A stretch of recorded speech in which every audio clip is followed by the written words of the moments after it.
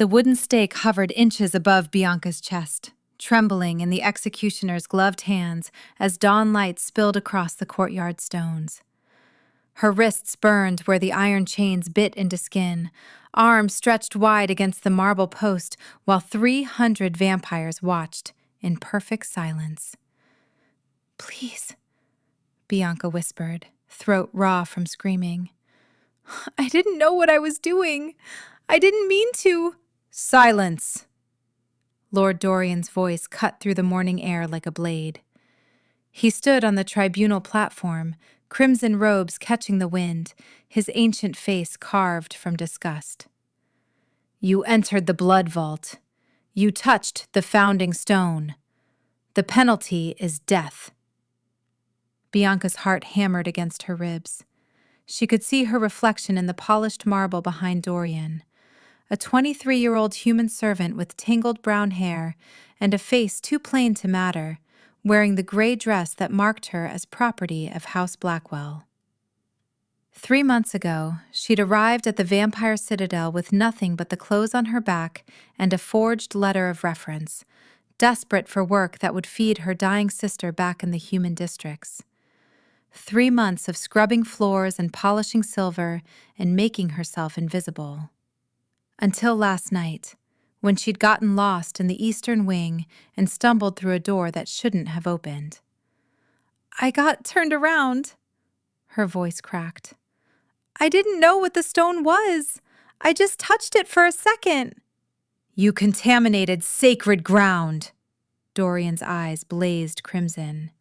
"Human filth doesn't belong near our most holy relic. The founding stone has stood untouched for 6,000 years, and you dared lay your mortal hands on it." The crowd murmured, a sound like wind through dead leaves. Bianca could feel their hatred pressing against her skin. She'd known from the first day that humans were tolerated here only as servants, lesser creatures who existed to serve their vampire masters. But she'd been careful. She'd kept her head down, worked harder than anyone else, never complained. And now, she was going to die because she'd opened the wrong door. "My sister needs me." Tears streamed down Bianca's face. "She's only 12. If I die, she has no one. Please." "How touching." Lord Dorian gestured to the executioner. "Proceed." The executioner raised the stake higher. It was carved from ancient oak, blessed with dark magic that would ensure even the smallest puncture proved fatal. Bianca had seen enough executions to know what came next. The stake would pierce her heart, and she'd have maybe 30 seconds of agony before everything went dark. She thought of Maya, her little sister with the crooked smile and the cough that never quite went away. Maya would die alone in that cold apartment, wondering why Bianca never came home. "No, no, please." The stake plunged down. Bianca's scream tore through the courtyard, raw and animal. The wood punched through skin and muscle and bone, driving deep into her chest with a wet crack that echoed off the citadel walls. Pain exploded through her body, white-hot and absolute. She convulsed against the chains, blood pouring down her torso, and waited for death. It didn't come. The pain shifted, changing into something else, something impossible. Bianca's eyes flew open as she felt the wood inside her chest begin to move, not pulling out, but pushing deeper, melting into her ribs like water soaking into sand. The stake was fusing to her bones, becoming part of her skeleton, and with each passing second, the agony transformed into a strange electric warmth. "What?" The executioner stumbled back, his face pale. "What's happening?" The crowd's murmurs rose to shouts. Bianca looked down at her chest and saw the entry wound closing around the stake, skin knitting back together until only the smooth wooden tip remained visible, protruding from between her ribs like a bizarre ornament. The bleeding stopped. Her heart continued beating, stronger than before. "Impossible," Dorian breathed. Bianca sucked in air, her lungs working perfectly despite the foreign object embedded in her chest. She should be dead. She should be dying. Instead, she felt powerful. The stake thrummed against her ribs with each heartbeat, and she could feel something ancient awakening inside her blood, something that had been sleeping her entire life. "She's still alive!" One of the tribunal members stood. "The stake should have killed her instantly."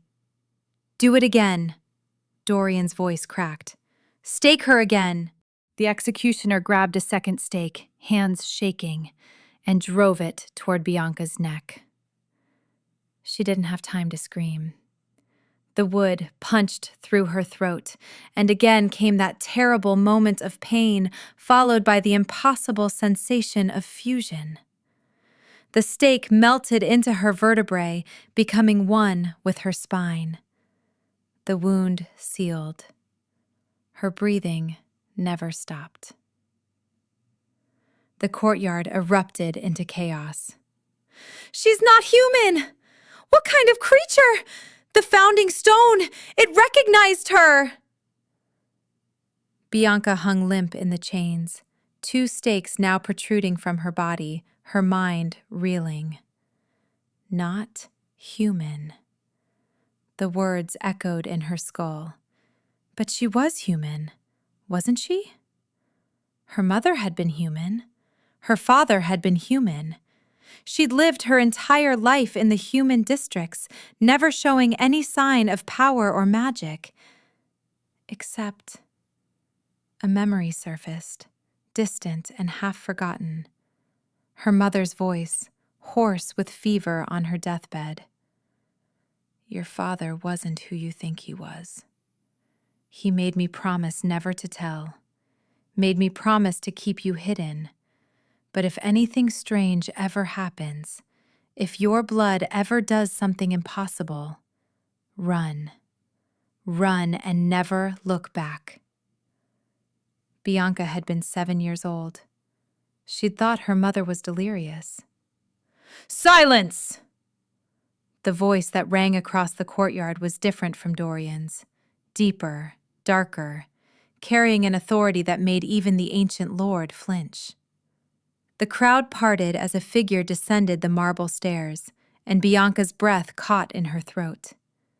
She'd seen Raphael Nightborn exactly once, 3 months ago, when he'd walked through the servant quarters on some unfathomable business. He was the Vampire King, ruler of the 7 territories, and old enough that most vampires spoke his name in whispers. Power radiated from him like heat from a forge. He stood well over 6 feet tall, with black hair that fell to his shoulders and eyes the color of fresh blood. His face was beautiful in the way a sword is beautiful, sharp and deadly and perfect. And he was staring at Bianca like she was the only person in the world. "Release her," Raphael said. "My lord, she violated." "Release her. Now." The executioner fumbled with the chains. They fell away, and Bianca collapsed to her knees on the cold stone, gasping. The stakes jutted from her body at odd angles, but there was no pain anymore. Just that strange warmth, pulsing in time with her heartbeat.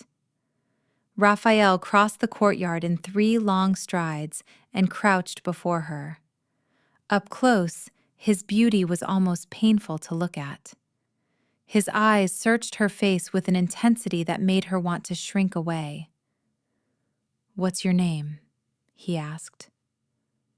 "Bianca." "Bianca." He said it like he was tasting the word. "Do you know what you are?" She shook her head, not trusting her voice. Raphael reached out slowly, giving her time to pull away, and touched the stake protruding from her chest. His fingers brushed the wood, and Bianca felt a jolt of electricity race through her entire body. She gasped and Raphael's eyes widened. "Blood of the first," he murmured. "Your firstborn." "I don't understand." 6,000 years ago, the first vampires were created by beings of pure power. They were called the progenitors. Raphael's hand remained on the stake, his touch sending shivers across her skin. Those vampires could not be killed by conventional means. Wood, silver, sunlight, nothing could destroy them. They were eternal, unkillable, and their blood was the foundation of all vampire lineages. Bianca stared at him, her mind struggling to process his words. "The progenitors disappeared millennia ago. We thought their bloodline ended with them." Raphael's thumb traced the edge of where wood met skin. "But you carry their essence. When you touched the founding stone, it recognized you. It awakened what was sleeping in your veins." "But I'm human. My mother was human." "Your father wasn't." Raphael stood, pulling her up with him. His hand stayed on her arm, steadying her. "Somewhere in your lineage, a progenitor walked among humans and left behind a child. That blood has been dormant in your family for generations, waiting for the right trigger. The founding stone was that trigger." The crowd pressed closer, hundreds of eyes fixed on Bianca with expressions ranging from awe to terror to barely concealed hunger. She could feel their attention like insects crawling across her skin. "Lord Dorian." Raphael didn't look away from Bianca. "You attempted to execute firstborn nobility, in front of the entire court." Dorian's face went gray. "My lord, I didn't know. How could I have known?" "Ignorance is not an excuse." Raphael finally turned, and the temperature in the courtyard seemed to drop 10 degrees. "You saw a servant and assumed her worthless. You saw a human and assumed her beneath you. And you nearly destroyed one of the most powerful beings to walk this earth in 6,000 years." "Mercy, my lord. I beg for mercy." "You'll have the same mercy you showed her." Raphael's expression didn't change. "Take him to the dungeons. He'll face proper judgment at sunset." Guards materialized from the crowd and seized Dorian by the arms. The ancient lord struggled, his composure shattering into panic, but the guards dragged him away without ceremony. His screams echoed through the courtyard until a door slammed shut, cutting off the sound. Bianca swayed on her feet, overwhelmed. Everything was happening too fast.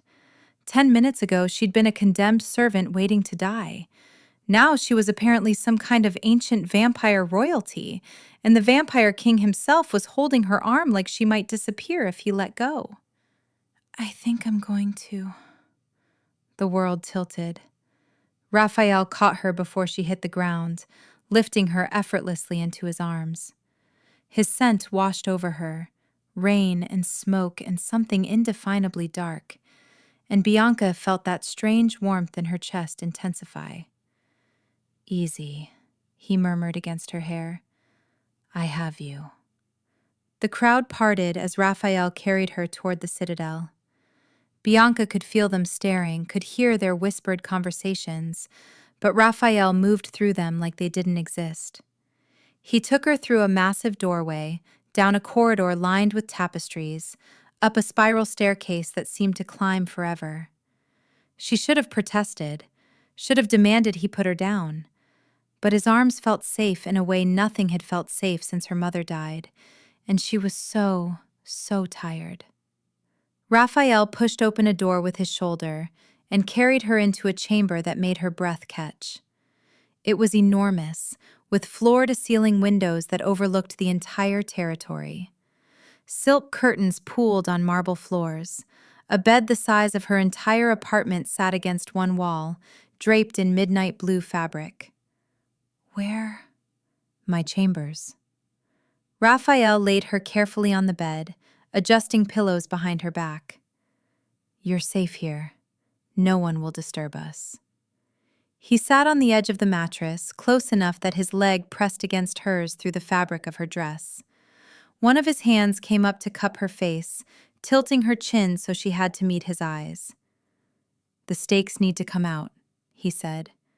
"They've fused to your bones, but with the right magic, we can separate them. It will hurt." "Will I die?" "No." His thumb stroked her cheekbone. "You're firstborn now. You can't die. Not from wood, not from silver, not from anything in this world. But the removal process will be painful, and I won't do it without your permission." Bianca looked down at the stakes jutting from her chest and throat. They felt wrong, foreign objects that didn't belong inside her body. But they'd also saved her life in a way. Without them, she'd be dead in the courtyard right now, just another disposable human who'd broken the rules. "If they come out, will I still be whatever I am now?" "Yes. The firstborn blood is yours permanently. The stakes only triggered the awakening." Raphael's hand moved to her throat, fingers ghosting over where wood protruded from her skin. "The power is in you now. Nothing can take it away." "Then do it. Please. I can't walk around like this." Raphael's expression softened. "Brave girl." He stood and moved to a cabinet carved from dark wood, pulling out bottles and vials filled with shimmering liquids. "This will take about an hour. The magic needs time to work. I'll stay with you the entire time." "Why are you helping me?" Raphael paused, a bottle in his hand, and looked at her with an expression she couldn't read. "Because you're mine." The words settled over Bianca like a physical weight. "What?" "When you touched the founding stone, something happened beyond the blood awakening." Raphael set the bottle down and returned to the bed, sitting close enough that she could feel his body heat. "The stone recognized you as firstborn, yes, but it also recognized something else, a bond that's been waiting to form for 6,000 years." His hand found hers, fingers lacing together, and Bianca felt that electric jolt again, stronger this time, racing up her arm and spreading through her chest like wildfire. "I'm the last direct descendant of the progenitor's most powerful line," Raphael continued. "I've lived for 5,000 years. In all that time, I've never felt what I felt the moment you touched that stone. It called to me, pulled me from the other side of the citadel like a hook through my chest." "I don't understand." "You're my mate, Bianca. My blood-bonded, eternal mate." Raphael's crimson eyes searched her face. "The progenitors designed us to recognize each other across time and distance, to be drawn together, to complete each other." Bianca's heart hammered against her ribs. The stakes thrummed with each beat, and she could feel something responding deep in her chest.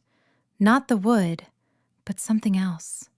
Something that had been empty her entire life suddenly felt full.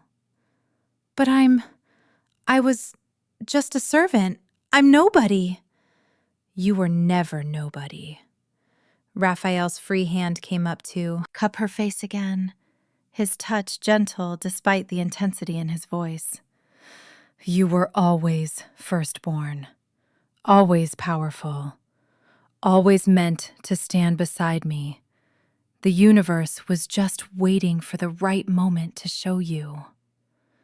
Tears spilled down Bianca's cheeks.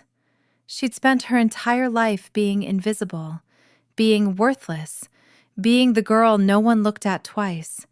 And now, this impossibly beautiful, terrifyingly powerful vampire king was telling her she was his mate, his equal.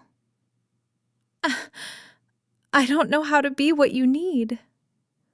"You already are." Raphael leaned forward and pressed his forehead against hers, his breath ghosting across her lips. "I'll teach you everything. How to use your power, how to navigate vampire politics, how to rule beside me. His voice dropped to a whisper, how to be mine, as I'm already yours. The warmth in Bianca's chest exploded outward, and she gasped as she felt something fundamental shift inside her. The stakes burned suddenly, white hot, and then they dissolved. The wood liquefied and flowed out of her body like water, leaving behind only smooth, unmarked skin. The wounds closed instantly, not even a scar to mark where the stakes had been. And with their removal came a rush of power so intense that Bianca cried out, her back arching off the bed. Raphael caught her, pulling her against his chest, his arms banding around her like steel. The bond, he breathed. You dissolve them through the bond. That should be impossible. Bianca buried her face in his shoulder, trembling. She could feel everything. The power coursing through her veins, the mate bond thrumming between them like a living thing, the ancient strength that had been hiding in her blood for 23 years. She felt like she could tear down mountains, like she could live forever, like she finally belonged somewhere. Raphael, I know, I feel it too. His hand stroked her hair, his touch grounding her. Breathe. Just breathe. Let the power settle. They stayed like that for long minutes, Bianca clinging to Raphael while the world rearranged itself around her. Eventually, her breathing steadied, and she pulled back enough to look at him. His eyes had darkened to the color of wine, and there was something hungry in his expression that made her pulse skip. What happens now? Now we make sure everyone understands what you are. Raphael's jaw tightened. Dorian tried to execute you. Others will see you as a threat or a prize to be won. We need to establish your position immediately. My position? As my mate, as firstborn nobility, as the future queen of all vampire territories. Raphael's fingers traced the line of her jaw. I'm calling a blood court tonight. Every noble family will attend, and I'm going to bind myself to you in front of all of them, so there can be no question of your status. Bianca's breath caught. A blood binding? It's the highest form of vampire commitment, more permanent than marriage, more powerful than any political alliance. Raphael's thumb brushed across her lower lip. Once we're bloodbound, my power becomes yours, and yours becomes mine. We'll be able to feel each other across any distance, heal each other's wounds, share our very souls. And if I say no? Raphael went very still. For a moment, pain flashed across his face, raw and devastating, before his expression smoothed into something carefully neutral. Then I'll protect you anyway. Give you a title, lands, everything you need to be safe. He started to pull away. The mate bond doesn't require your acceptance. I would never force. Bianca grabbed his shirt before he could move away, surprising them both. I didn't say I was saying no. Raphael froze. Then what are you saying? She looked into his eyes, those impossible crimson eyes that saw her in a way no one ever had, and felt the truth settle into her bones. This vampire king who'd stopped an execution for her, who'd carried her to his own chambers, who'd called her brave and powerful, and his, who looked at her like she was something precious. I'm saying yes. Bianca's voice grew stronger. I'm saying bind yourself to me. I'm saying I want to stand beside you and learn to use this power and make sure no one ever treats another servant the way Dorian treated me. Something blazed to life in Raphael's expression. Joy and desire and bone-deep satisfaction all tangled together. Bianca, I'm saying I've been nobody my entire life, and I'm done with that. She pulled him closer until their faces were inches apart. I'm saying I want to be your mate and your queen and whatever else the universe meant for me to be. Raphael's control shattered. He kissed her with a hunger that stole her breath, one hand fisting in her hair while the other pulled her body flush against his.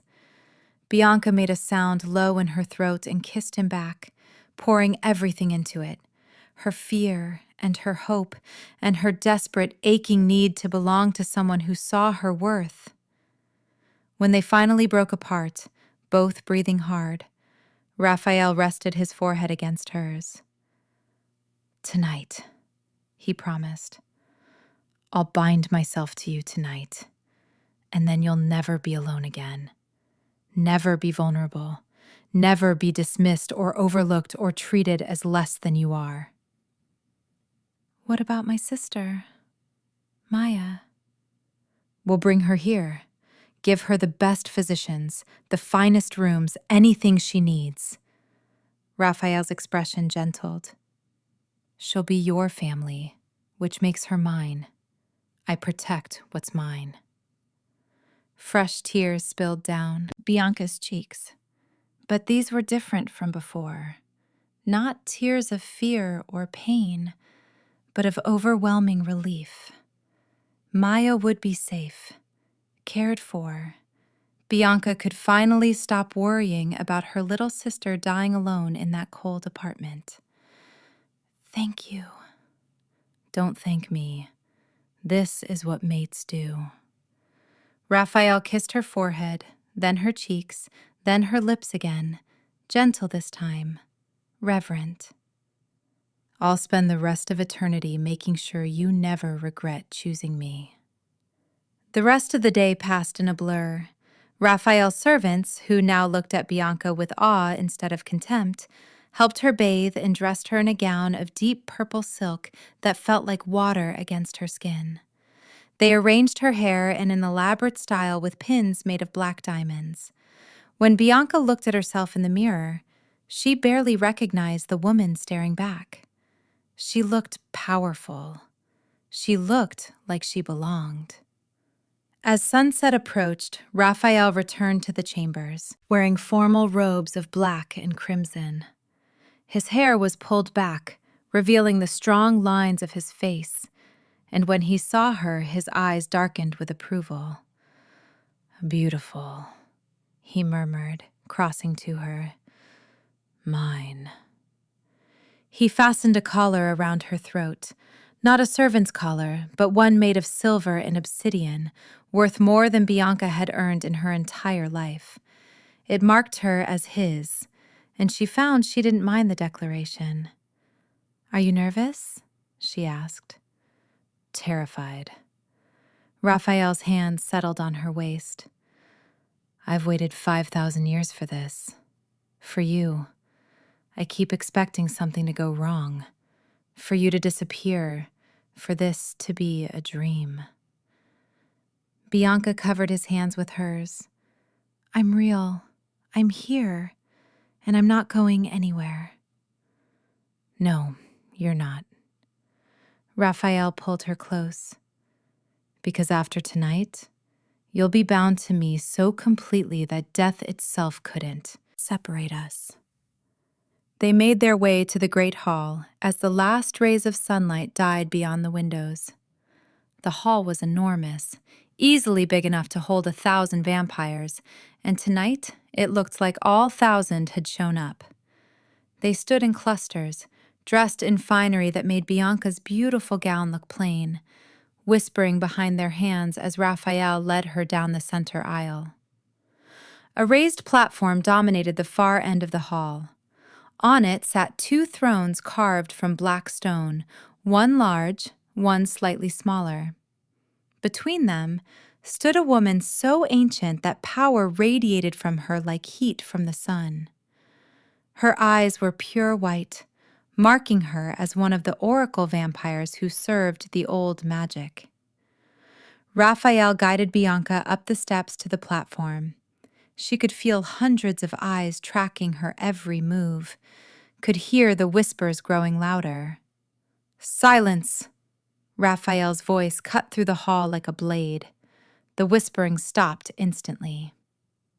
"I have called this blood court for one purpose." Raphael turned to face the assembled nobles, Bianca at his side. "To bind myself eternally to my mate, Bianca of the firstborn bloodline." The hall erupted. Vampires shouted questions and protests, their faces twisted with shock and outrage. How could a servant be firstborn? How could the king bind himself to a human? This was madness, blasphemy, impossible. "Silence!" The temperature plummeted. Ice formed on the windows. Every vampire in the hall felt the weight of Raphael's power crash down on them like a physical force, and they dropped into immediate silence, many falling to their knees. "I am your king. I have ruled these territories for 5 millennia. I have earned the right to choose my own mate." Raphael's eyes blazed crimson. "Bianca is firstborn. The founding stone recognized her. She survived multiple stakings. Her blood carries the power of the progenitors themselves, and she is mine." The final word echoed through the hall with the force of a command. Bianca felt the mate bond flare between them, responding to Raphael's declaration, and she stood straighter under the weight of all those stares. "Any vampire who has a problem with my choice can challenge me now. Step forward. Test your strength against mine. See if you can take her from me." No one moved. "Good." Raphael turned to the oracle. "We're ready."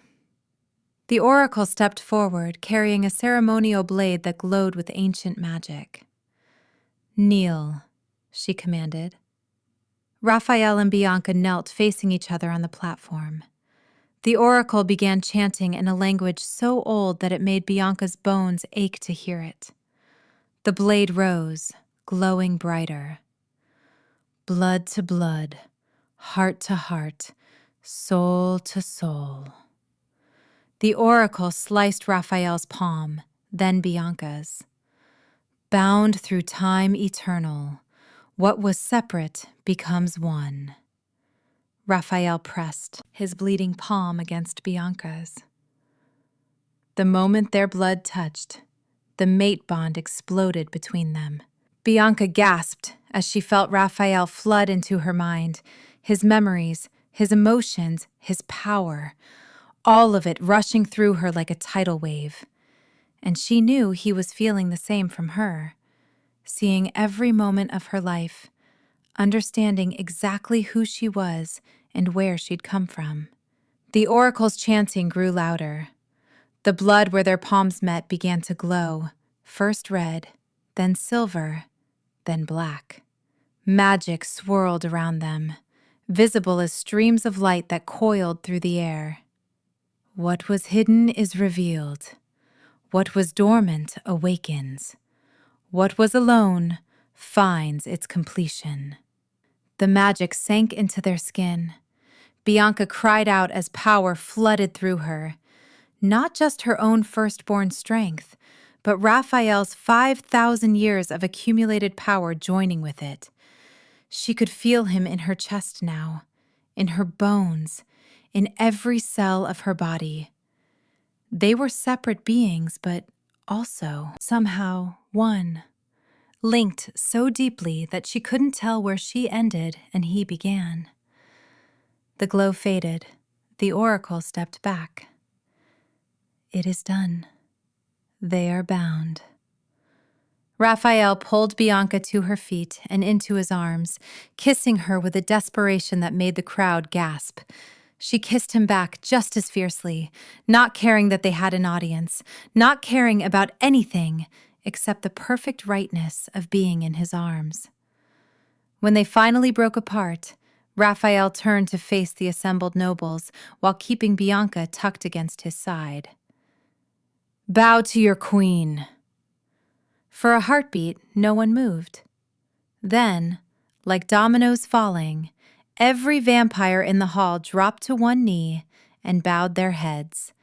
Even the oldest nobles, the ones who'd ruled their territories for millennia, knelt before the former servant who was now their queen. Bianca looked out over the sea of bowed heads and felt something settle inside her. This was her place. This was where she belonged. Not scrubbing floors in the servant quarters, but standing beside the most powerful vampire in existence as his equal and his mate. Raphael's hand found hers, their fingers lacing together. "How does it feel?" "Like I'm finally home."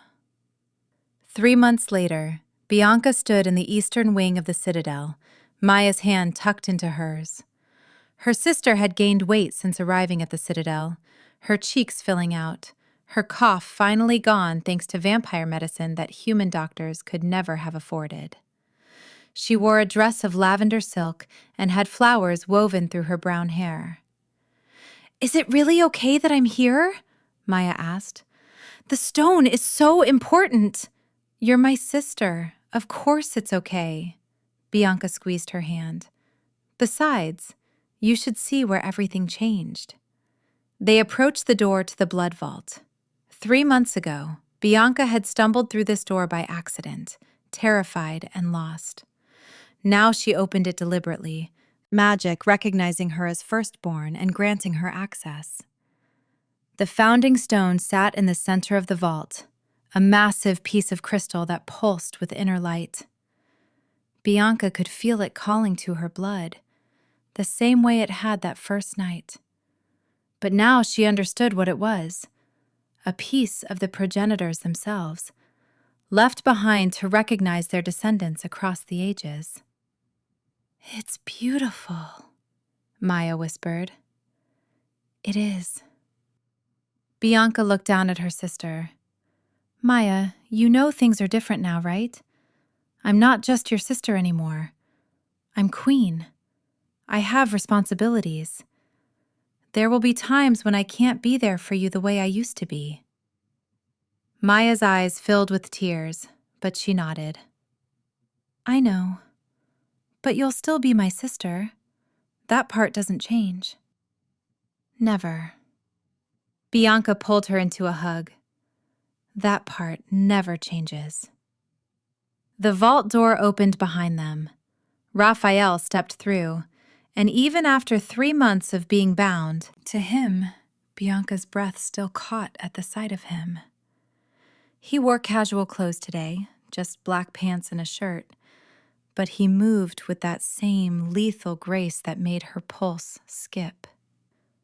"Sorry to interrupt."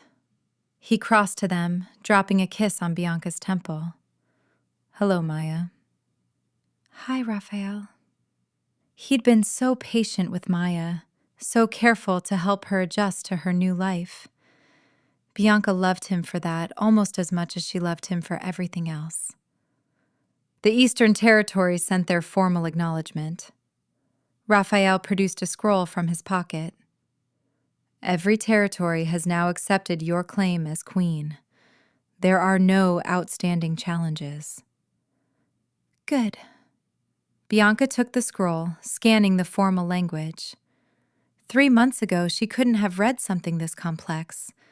Now, thanks to Raphael's patient teaching and her own determination to learn, she could parse political documents as easily as breathing. "There's something else." Raphael's expression grew serious. "A request came from the Northern Territories, from your father's family." Bianca went still. "My father?" "After the blood court, I had my people investigate your lineage. We found records going back 8 generations. Raphael's hand settled on her waist, steadying her. "Your father was firstborn, Bianca. He knew what he was. He lived among humans deliberately, hiding his nature. And when he met your mother, He fell in love with a human woman. Bianca felt tears prick her eyes. Her mother had mentioned her father had been different, special, but Bianca had always assumed she meant in personality, not blood. Did he know about me? About what I might be? We don't know. He disappeared when you were very young, but his family wants to meet you now. They want to welcome you into their line. Bianca looked at Maya, then at Raphael, then at the founding stone pulsing with ancient light. Her family had grown so much in 3 months. She had Raphael, her eternal mate. She had Maya, safe and healthy. She had power beyond her wildest dreams. And now, apparently, she had blood relatives who wanted to know her. Then we'll meet them, as a family. She squeezed Maya's hand. All of us. Raphael's expression softened with pride and love. My queen. Your mate. Mine. He pulled her close, mindful of Maya watching, and pressed his lips to her hair. Mine forever. Bianca closed her eyes and let herself sink into his embrace, feeling the mate bond thrumming between them, strong and permanent and absolutely right. She thought of that morning in the courtyard, of the stake plunging into her chest, of the moment her entire life changed. They'd tried to kill her. Instead, they'd awakened her. And now she stood here as queen of all. Vampire territories, bound eternally to the most powerful vampire in existence, with her sister safe and her father's family waiting to meet her. The scared servant girl who'd scrubbed floors and kept her head down was gone. In her place stood someone powerful, someone loved, someone who finally knew exactly where she belonged. Thank you, she whispered against Raphael's chest. For what? For seeing me when no one else did. For calling me brave when I felt terrified. For choosing me. Raphael pulled back just enough to cup her face in his hands, his crimson eyes blazing with emotion. I didn't choose you, Bianca. The universe chose us for each other, 6,000 years before we were born. I just had the honor of finding you when the time was right. He kissed her then, deep and claiming, a promise of forever.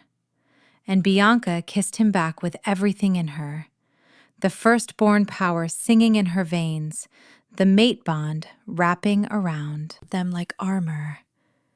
They'd tried to kill her with stakes through her heart. Instead, they'd made her unkillable, eternal, powerful beyond measure, and absolutely, completely his. Did you like this story? Big shout out to our viewers from Arkansas, London, Los Angeles, California, Oklahoma, San Jose, California, Indianapolis, Las Vegas, Denton, Texas, and more. Thank you all so much for your support. Mwah. To our growing viewers, if you want a part 2, comment part 2 and which state you're watching from so I can give you a shout out in the next video.